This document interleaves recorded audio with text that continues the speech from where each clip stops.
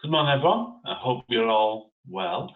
It's just gone 10 o'clock, so I think we'll make a start.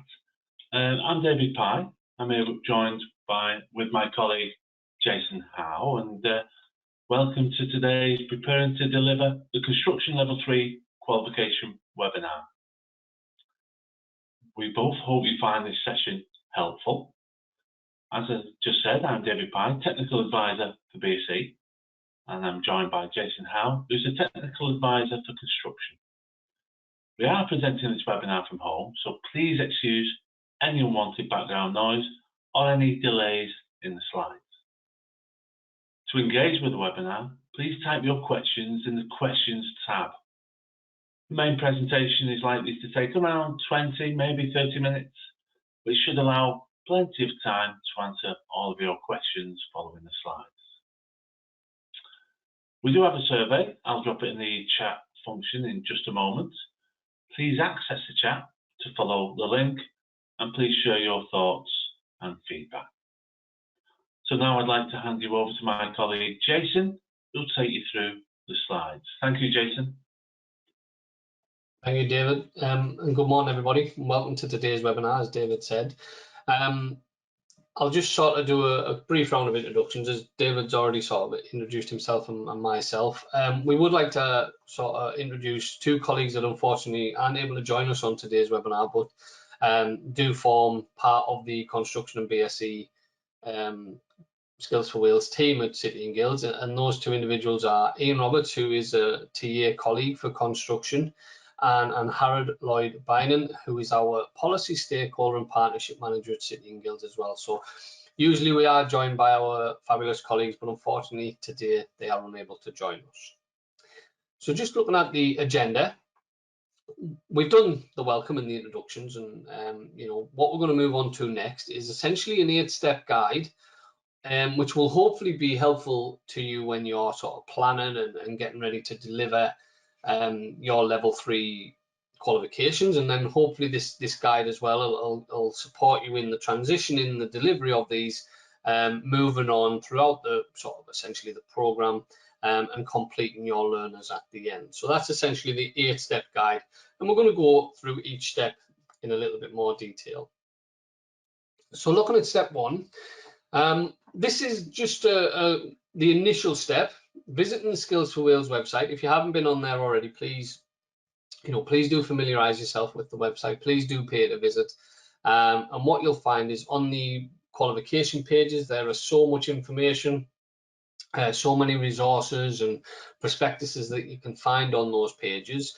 And hopefully they are very helpful to you. There is other resources which we'll move on to shortly, but we just wanted to highlight the qualification pages on the Skills for Wales website. Also on there, in the resources tab as well, we do have some adaptable delivery planners, and these are a bit of a higher level delivery planners, the one you see on screen there. They are in a spreadsheet format, so you can amend them, you can adjust them, you can essentially do whatever you like with them, and they are there to complement your scheme of work and allow you to essentially just plan in some high level delivery of your qualifications. You can print them off, or you can leave them as an electronic model on your systems, on your VLEs within your organization. There's some exemplars on there, but there's also some blank versions if you'd like to use them, and again you can adapt them to suit your delivery styles, your methods, or whichever way you may want to utilize them. So those are the delivery planners. We are going to look at them in a little bit more detail as we move through, but we just wanted to also highlight that our publishing partners at Hodder Education, they have produced a range of textbooks. They have existing textbooks, and because essentially the trade hasn't changed, carpentry and joinery hasn't changed in its essence, neither is bricklaying or some of the others. So that what they've done, colleagues at Hodder have produced some mapping grids which map their current textbooks into the new level 3 qualification. So rather than produce yet another textbook and have centres incur more cost, they have actually mapped it. So if you already purchased the Hodder Education textbooks, which you can utilise on the previous diplomas, they are able to be used on the new qualifications as well, and those mapping documents will certainly support that. If you're also delivering the core qualification, obviously as part of the apprenticeship, there is the new foundation textbook which was produced by Hodder, and that was released some time ago. If you would like any sort of sample chapters, or you want to get in touch with Hodder Education, our contact at Hodder has changed. Please do stress that. Our contact is now Gemma Simpson, and Gemma's email address is on the screen there. You will get a copy of these slides as well, so don't feel like you've got to try and rush to get Gemma's email down. You can get it from the slide decks that we send out. So those are our resources with regards to textbooks, etc., from colleagues at Hodder Education. Moving on, again, still on the concept of resources. You may not realize it, but also, you know, the qualification handbook is a resource, as is the assessment pack and the employee confirmation guides. And there's some key and critical information in those books and those packs.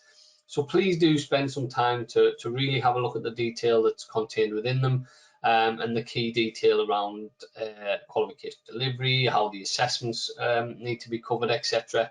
Because those having that information will influence your adaptable delivery planners as well. So, you know, please do take a look at them.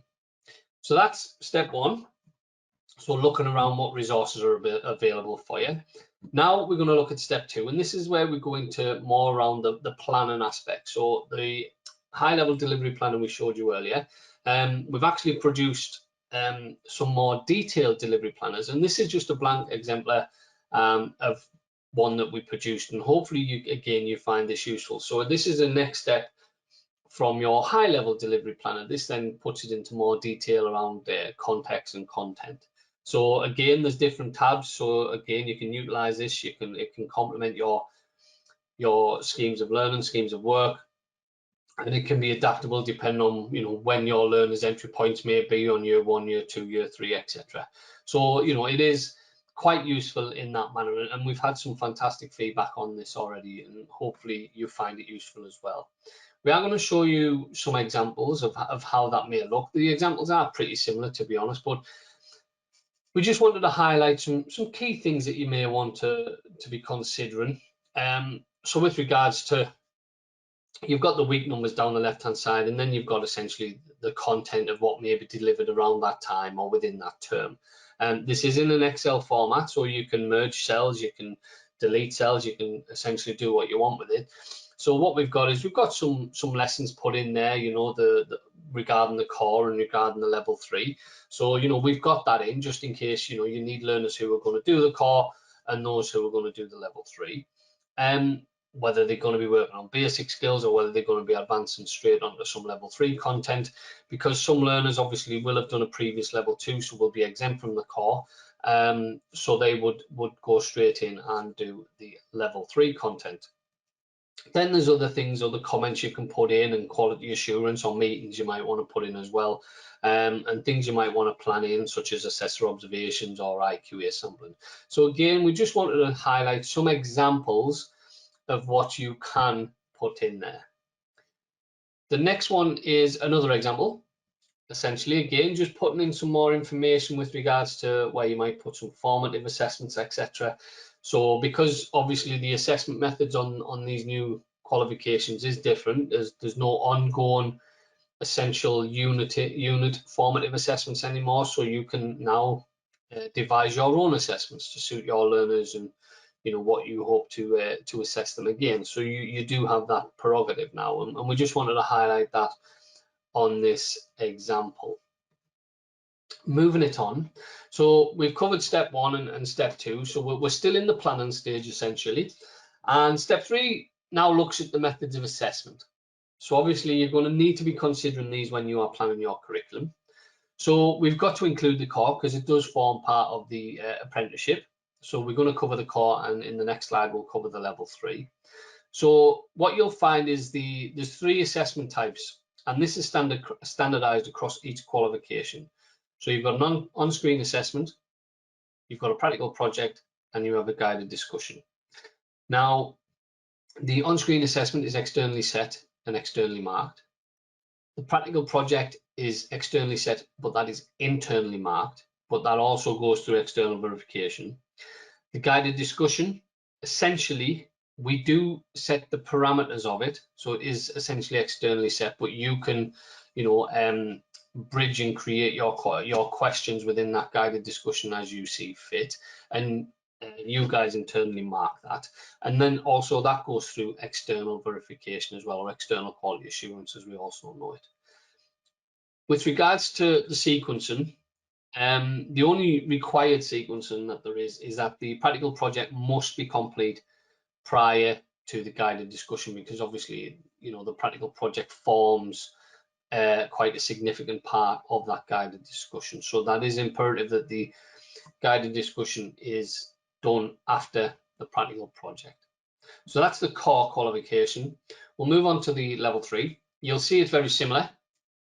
You've got the on-screen assessment, you've got the practical project, and you have the professional discussion this time, not a guided discussion. This is a professional discussion. So what's different? The on-screen assessment, there's 2 tests essentially, test 1 and test 2, and as normal, these are externally set and marked. You've got a practical project. We internally set that. Sorry, apologies. You guys set that. That's done in the workplace, so it's internally set and it's internally marked. And all the information on that is in the assessment pack. But that goes through external verification by ourselves. Then you have the professional discussion. Now this is externally set and externally marked and externally verified. So we will provide external assessors that will conduct those professional discussions. And what we see is the employee confirmation guide has to be complete before the professional discussion is undertaken, and also the practical project has to be complete before the professional discussion is undertaken. So hopefully that clears that up. Just to be clear again, the practical project is internally set and it's internally marked by your assessors on site, but it does go through our external verification. So apologies if that caused any confusion there. Still on assessment, we're going to look at continue on the methods of assessment, then we're going to look at some assessment rules and give you some scenarios.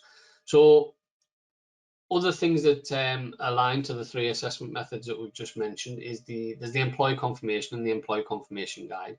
And this is essentially a guide for the employers and providers on how the occupational competency statements have been met, essentially. And it has to be complete, because it's essential that the learners complete this in order to get their relevant competency card. It doesn't form any part of the qualification, but it has to be complete prior to the professional discussion. So they are slightly aligned in that sense, but it doesn't form any part of the qualification. Then you've got the overall qualification results, and they are pass, merit, or distinction. Provisional grades will be given for the practical, because they will have to undergo internal and external quality assurance. And with regards to the professional discussion, our external assessor will confirm that grade. All final grades will be issued by the relevant EO, and for construction, it's ourselves at City and Guilds, and for BSc, it's our colleagues at EAL. If a learner is unfortunate and needs to resit any of the assessment, then that's absolutely fine. They are permitted to do that. But when a learner is required to resit any of the assessments, what we expect is that appropriate feedback and support has been provided to the learner within an appropriate time frame as well, so that they are then ready again to undertake the assessment. And all the guidance on any resits, etc., can be found in the assessment pack for the relevant qualification on the Skills for Wales website. Still on step 3. Now we're going to give you essentially 3 scenarios now of what a learner may do depending on their entry point into the apprenticeship. So scenario A is a learner starts the apprenticeship and the level 3 qualification as direct entry. So they've got no prior experience or they haven't done any prior qualifications. So this learner, what will they need to complete? They'll need to complete 3 externally set and externally marked multi-choice tests or exams, and they'll do 1 for the core, and they'll do test 1 and test 2 for the level 3, which makes it 3 overall. They'll do 1 externally set but internally marked project for the core, and they'll do 1 internally marked guided discussion for the core. This learner will also be required to do one employer-set internally assessed project covering obviously their chosen trade area, and they'll do one externally marked professional discussion. So those are essentially all of the assessments that's required by a learner that starts their apprenticeship and their level 3 qualification as direct entry. So they will have to do the core qualification. Scenario B is slightly different. So this is where you may have had a learner who's done your foundation qualification this year and is coming towards the end of that now, or hopefully already successfully passed it. And they've been successful in getting an apprenticeship over the summer period, and they're coming back in September. So this learner's already got the foundation and they advance then onto the apprenticeship in level 3. What did they need to complete? So this learner would complete 2 externally set and externally marked multi-choice tests, test 1 and test 2. They'll do 1 employer set internally assessed project covering the chosen trade, and they'll do 1 externally marked professional discussion. And because this learner has done the foundation, they are exempt from the core qualification and all of the core qualification assessments. So hopefully that clears that. We're going to move on to scenario C now. So this is where you won't have this scenario this September, but it's hopefully a scenario that you'll have next September. So this is where a learner has done the foundation and progression qualifications and then is successful in obtaining an apprenticeship on their level 3 qualification. So what will this learner need to do? This learner will do 1 externally set and externally marked multi-choice test, and that is test 2. They'll do 1 externally set internally assessed, 1 employer set but internally assessed project covering their chosen trade, and 1 externally marked professional discussion. Now, because this learner's done the foundation, they are exempt from the core as per scenario B learner, but because they've also done the progression, they are also exempt from test 1 of the level 3 multi-choice tests. And our systems will automatically identify that. So, you'll only need to input the learner for test 2, and when the certificate is generated, our system will internally recognize that the learner has previously achieved that. So that's step 3. And so this is all still sort of within your planning, so depending on when your learner comes in, these are the things that you may want to plan for. One question that has come up a lot is, what if a learner's done some of the current or previous diplomas, or if they're currently on a level 2 and progressing on to this level 3? If a learner has done a level 2 diploma as part of an apprenticeship or a full-time course, they are exempt from the core qualification. That's only if they've done the level 2 diploma. If they've done the level 1 diploma, they are not exempt from the core qualification. They will still have to undertake the core qualification and their assessments. You may wish to reduce the time on that core qualification, but they are certainly not exempt from any assessments, because the assessments are considerably different. So just to make that clear. So that's step 1 to 3. Now we're going to look at step 4. Step 4 is just about highlighting some of the roles and responsibilities. We're not going to go through each one in detail. As I mentioned, you will get these slides. So you can read through these at your leisure, and you can share these with your learners and with your employers as well. So we just wanted to put together some points of consideration with regards to roles and responsibilities. So this one focuses on the learner. So, it is the typical stuff that you'd expect. Complete the core qualification, complete all level 3 assessments, attend training sessions, demonstrate occupational proficiency, etc., and contribute to the employer confirmation guide. So you'd expect to see those for the learner. And this is not exhaustive. You may wish to add more to that list when you're setting out the roles and responsibilities for your learners. With regards to the employer, sometimes you've got to be careful when you're talking about roles and responsibilities of the employer, but they do have some set responsibilities regarding working with and supporting their apprentice throughout their apprenticeship, providing the opportunities for the apprentice to carry out the activities, meet with the training providers, support the apprentice in gathering the evidence to confirm their proficiency, support the apprentice in applying for their relevance trade card as well. So, there are some significant roles and responsibilities for the employer as well. And you feel free to share these. And again, you may want to add more to them. The last one we're going to look at is the roles and responsibilities of the provider. So again, none of these will be unfamiliar to you. Work with the employers to guide and support the apprentice, ensure the quality of the documentation, ensure evidence gathered by all of their apprentices appropriate, sufficient, etc., and support the employer and apprentice in compiling the documented evidence reference to the OCS as the occupational competency statements. So those are the roles and responsibilities for consideration. Next, we're going to move on to step 5. So this is IQA. It's not going to go anywhere. It is still and always will be a very important part of education and the monitoring and monitoring the quality of assessments. So we just wanted to highlight some key points. And the next slide is sort of like a self-reflection task that you can take away and do yourselves. So because obviously you're going to do IQA differently, this isn't ongoing unitized formative assessments. It's essentially summatively assessed, each qualification. So the way you compile and plan in your IQA activities may differ slightly. Your rationales may be slightly different. It's a new qualification. Are you going to be looking at higher rates of assessment? Making sure that you're doing it on a risk-based process, planning in your assessments and sampling activities. Are there any current potential CPD needs of assessors, or when are you going to do and planning your standardization activities and your meetings, etc. So these are just some points for considerations with regards to IQA practice.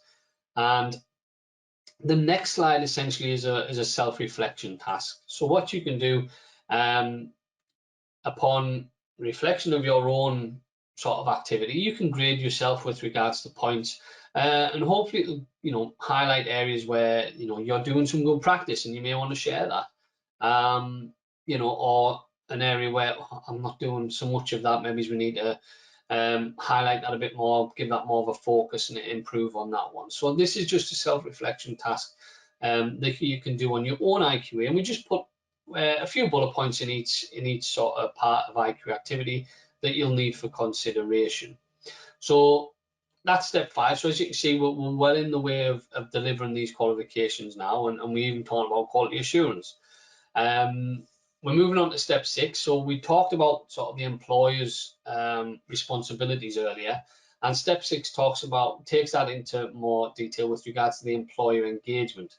So the employers do have a more advanced role, an enhanced role in these new apprenticeships. That doesn't mean there's any extra work for them essentially to do, but the employer confirmation is a significant part of this apprenticeship process now, and all the guidance for that is in the employer confirmation guide, and that's essentially making sure that the learner is working proficiently at or above the required level, making sure that the industry standards are being met by the occupational competency statements. And again, you can share this with employers. The qualification handbooks, the assessment packs, and the employee confirmation guides are all on the Skills for Wales website.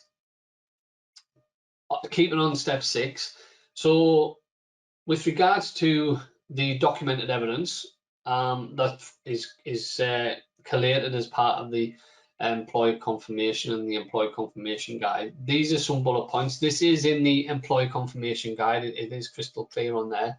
Approximately 15 pieces of evidence. It can be more, can be less. It depends on the quality of that evidence, essentially.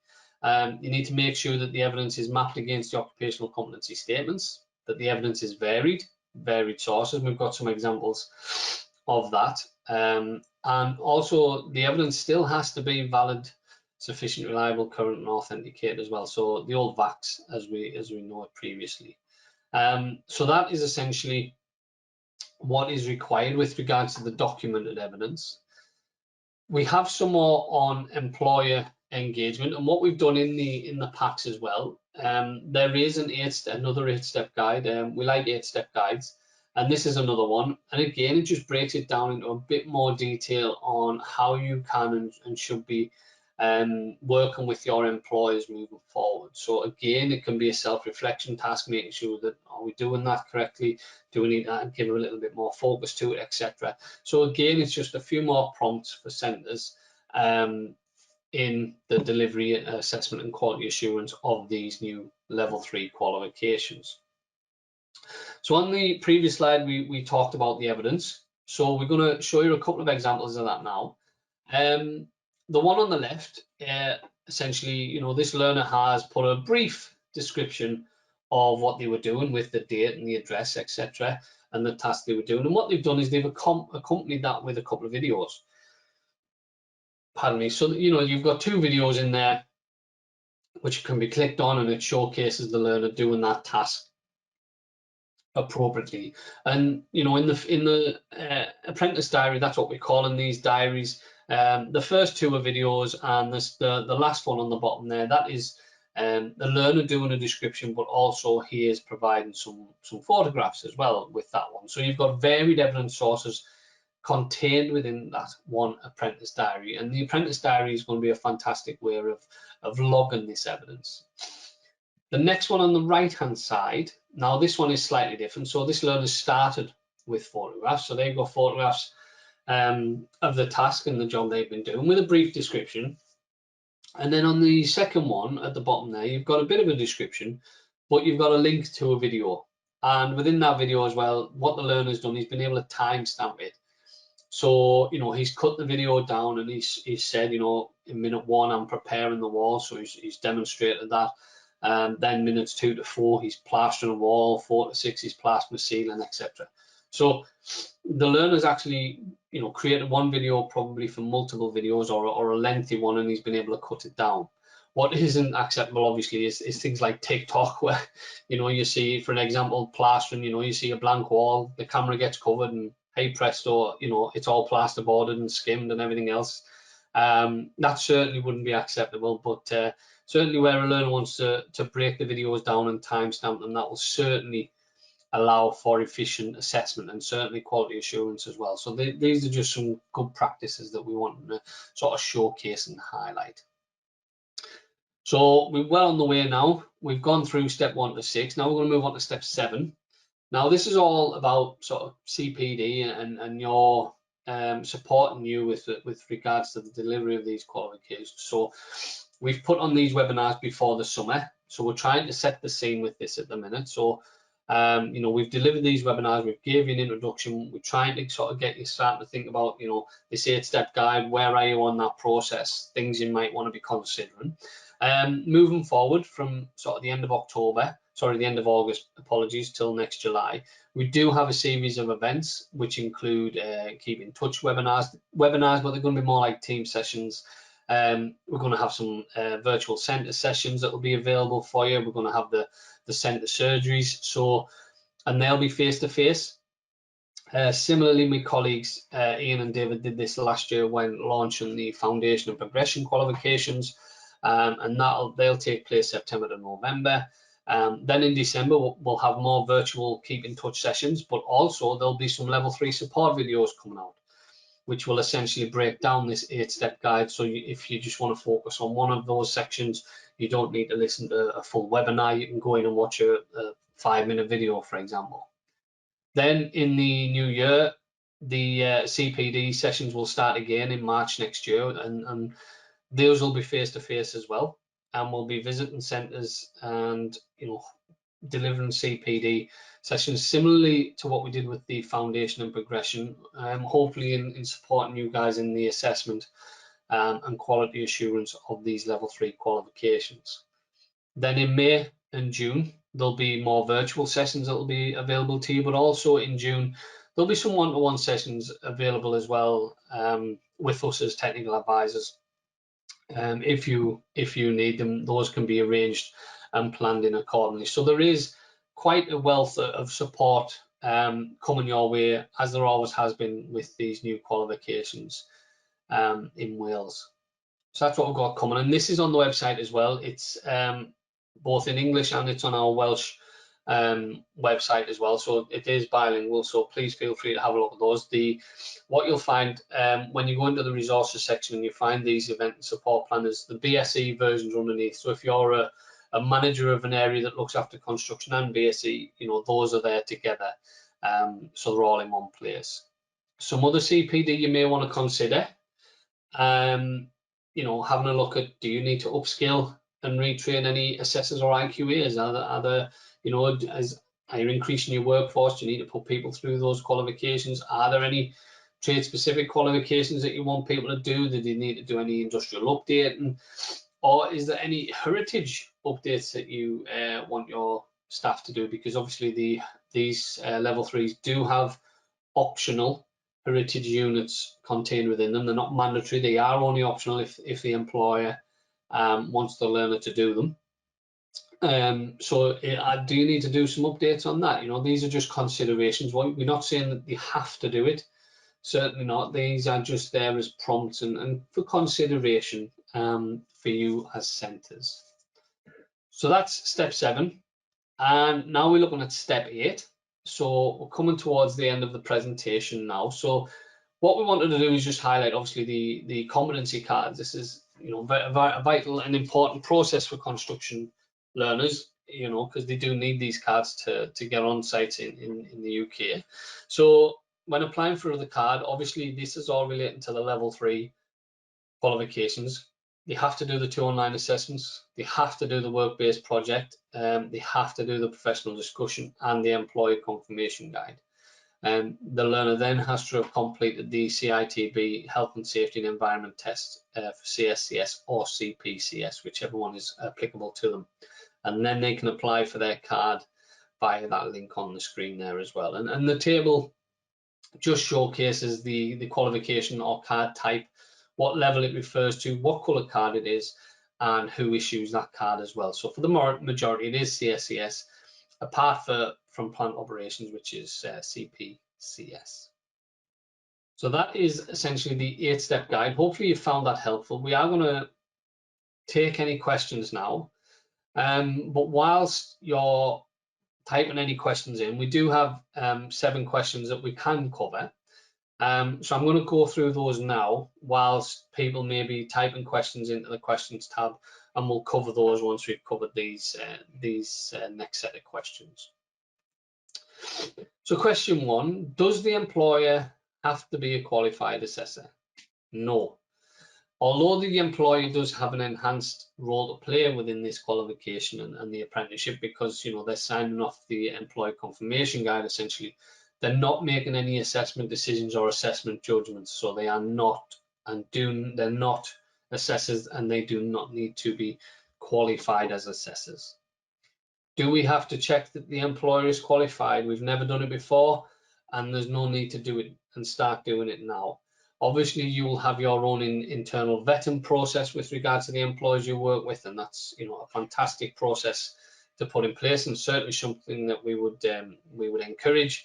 But essentially, you don't need to be checking if your employees are qualified. If that's part of your process, then so be it. But there is no requirement. There never has been, and there isn't now with these new qualifications. Is there an NVQ? No. There is no NVQ contained within the new suite of construction qualifications or construction apprenticeships. NVQs are still there, they are still live, and they are still available for learners that they're applicable to. But there are not NVQs contained within the new suite of apprenticeships. How much evidence is needed? We've already covered that in this slide deck, but it is on page 4 of the employer confirmation guide as well, and that clearly outlines what evidence requirements are required for this assessment. Is the employer sign off or the employer confirmation guide part of the qualification? No. Although they are aligned, then it doesn't form any part of the qualification. The employee confirmation guide is there essentially to ensure that the learner is prepared for the final assessment method, i.e. the professional discussion, and that they can apply for and attain their relevant competency card when required and when they complete. Is the evidence IQA'd? Yes, essentially. Working in collaboration with the employer, the IQA will check that there is sufficient evidence, again, similarly to what you do already. Might be slightly different, but it will be certainly similar. And it's there to allow the learner to proceed to their final assessment, i.e. the professional discussion. So the IQA process doesn't include the professional discussion, because obviously that's conducted by ourselves, and we conduct our own internal quality assurance on that process. But certainly the IQA will need to be present within the learner's qualifications and journey to make sure that they're ready for their final assessment. And when can evidence gathering commence? So compiling the apprentice's documented evidence should only start once the employer is satisfied that the learner is consistently working out or above the criteria set out. So essentially that they're able to do the tasks set consistently. But what we would stress as well is please don't miss an opportunity to get that evidence. So,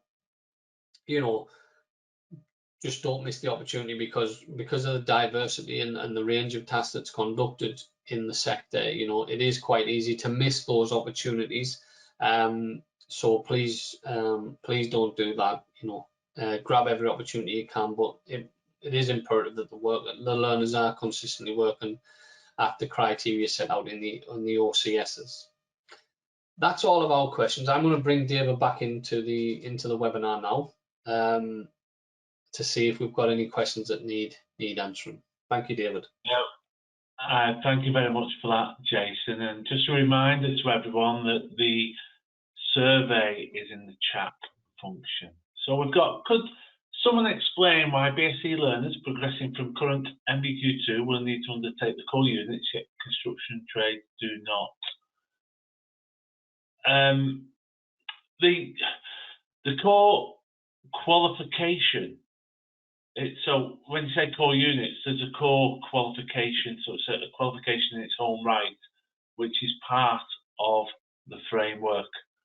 So as far as I'm aware, our colleagues at EAL will look after the apprenticeship in the BSc plumbing, electrical and the services. So you could double check with those. But the rules are the same. It's a part of a framework requirement, not a Sitting Guilds qualification requirement as such. If the framework in building services say the core qualification is required, even if you have an NVQ2, then it's part of that framework. So I'm not aware of any differences in the requirements across frameworks. As far as I'm aware, they're all equal. So we can double check where that may have come from. Or if you've got any further details, please get in contact with EL and ourselves, and we'll check this out. That's not what was discussed in Cardiff a few weeks ago. Again, we don't set the framework, so I know Dean was discussing the frameworks and the requirements within the frameworks. We'll have to get an update on the frameworks. We don't set those. We write the qualifications. The qualifications are there and they're available. If there's a specific question about the framework in building services, so qualification wheels will look after the framework, and EL will look after the qualifications within the.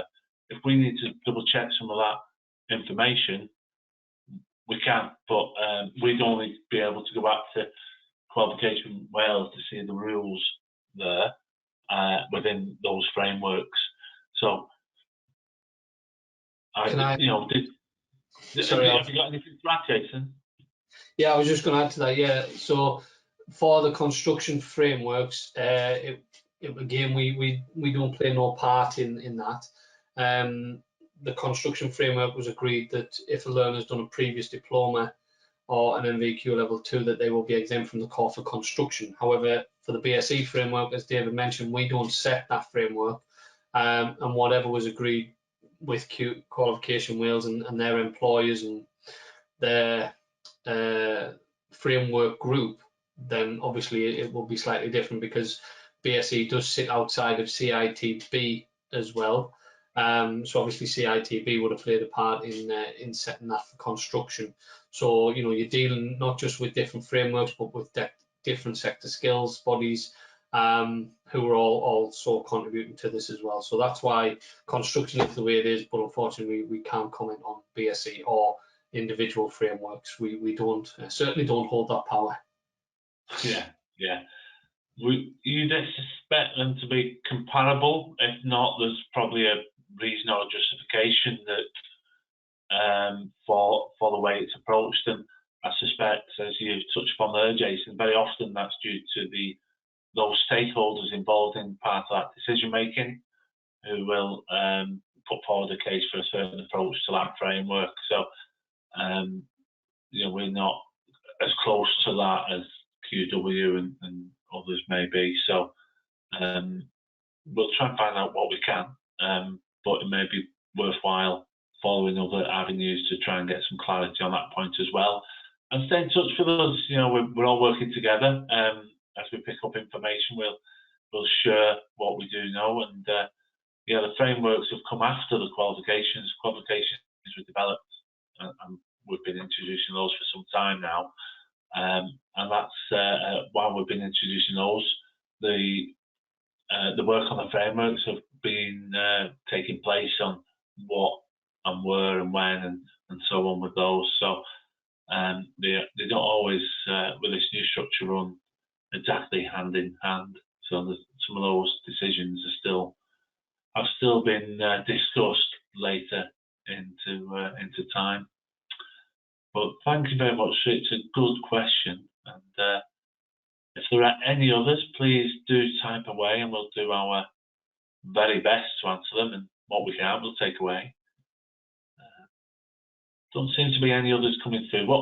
We won't make people stay on the call and the webinar any longer than you need to. So if we've answered everything, you've got what you need, we can close a little bit earlier, but equally we'll stay here as long as we have to if people do have questions.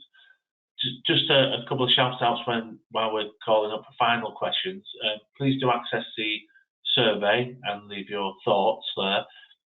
We've got the Skills for Wales contact addresses on the website and also on the slideshow. Any questions you have following today that haven't been answered, or you think of them afterwards, please put them on those email addresses. They're then logged officially, and we'll speak to who we need to get those replies back. And just a big thank you to Jason for presenting and pulling together a lot of the information within this presentation. We hope you found it valuable and you've took some things from it. There's further support going on, as Jason's touched upon, so there's other opportunities to get involved with us and ask questions and keep learning as we deliver the new quals. So yeah, thanks everyone for your time this morning.